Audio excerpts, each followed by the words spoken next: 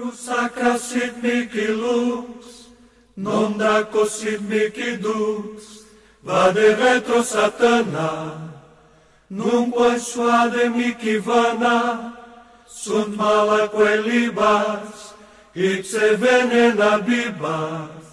Crusacra sit mihi lux, non daco sit mihi dux, vade retro satana, nunque suade mihi vana, sunt malaque libas, ipse venena bibas.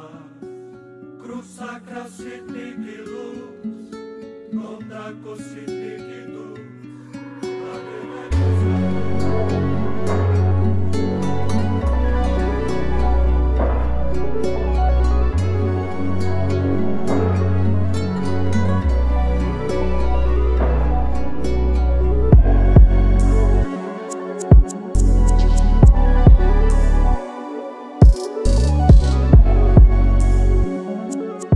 Voici quelques extraits du livre Mémoires de sang, écrit par le nom de plume Alexandre de Danann, ouvrage à ne pas mettre entre toutes les mains, s'appuyant sur une documentation provenant de sources pour la plupart rares ou inédites. Il y est décrit notamment l'existence d'une gnose sous-jacente aux civilisations, rampantes et occultes, pouvant être définie comme le culte du serpent, incarné ici-bas par les diverses sectes ou sociétés secrètes initiatiques, ce que je définis dans le livre MK comme étant la religion sans nom, que l'on pourrait tout aussi bien appeler la religion aux 1000 visages, ses multiples formes n'étant rien d'autre que des manifestations d'une souche de fond qui s'adapte aux époques et aux civilisations humaines. C'est une doctrine clandestine, une gnose transhistorique qui n'a donc pas d'appellation précise et qui façonne pourtant notre société moderne par l'infiltration depuis des siècles.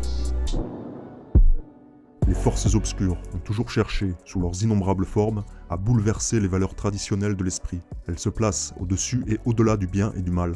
Il est important d'observer que, pour agir dans le monde et rendre opératives ces méthodes, il lui faut se créer préalablement un terrain favorable. Celui-ci est généralement constitué par une situation équivoque et chaotique à tout niveau. Une relativisation des valeurs traditionnelles qui tend à provoquer le défaut général du sens du discernement et une incertitude et une angoisse très répandue. Si l'on voulait trouver une devise caractéristique de la contre-initiation ou de la révolution, elle pourrait être « Dans le chaos, je grandis ».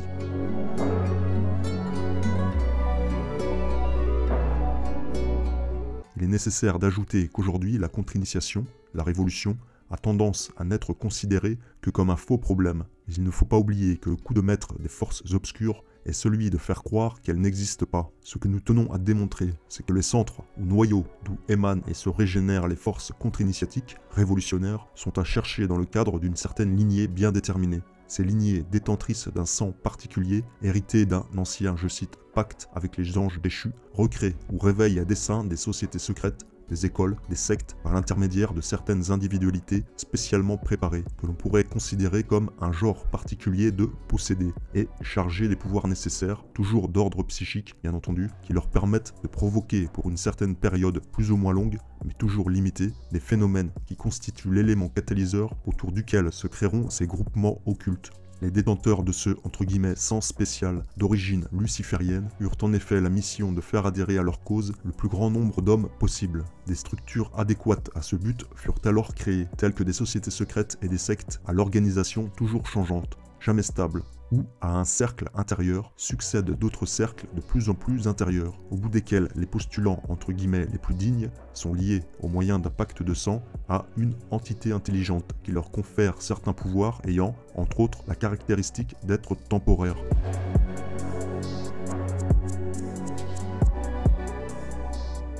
Ces entités ne sont rien d'autre que des démons, c'est-à-dire les anges déchus et leurs auxiliaires.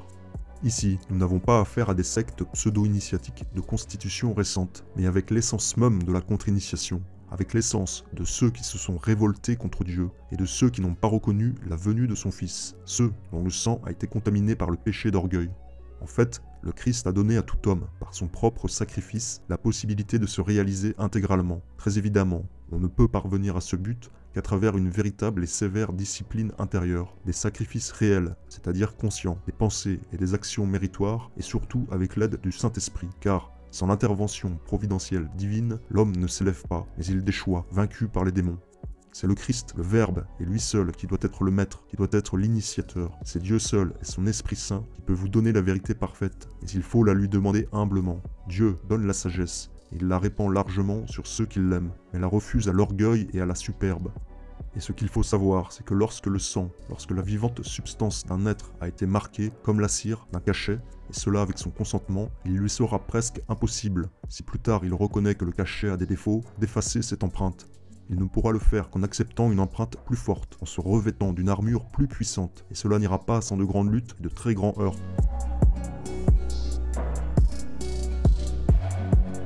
Parfois même, celui qui a été accepté selon les rites, membre d'une confrérie initiatique ou occulte puissante, paye automatiquement de sa vie. La faute pour lui de non pas vouloir trahir la confrérie, mais seulement la quitter, s'en détacher. On ne joue pas impunément avec les mystérieuses lois du sang, et tout serment prêté attache le sang, dans le sang. À l'intérieur de certaines sectes, on parle encore aujourd'hui de, je cite, la mort par épuisement, qui est la destinée de ceux qui révèlent le secret initiatique.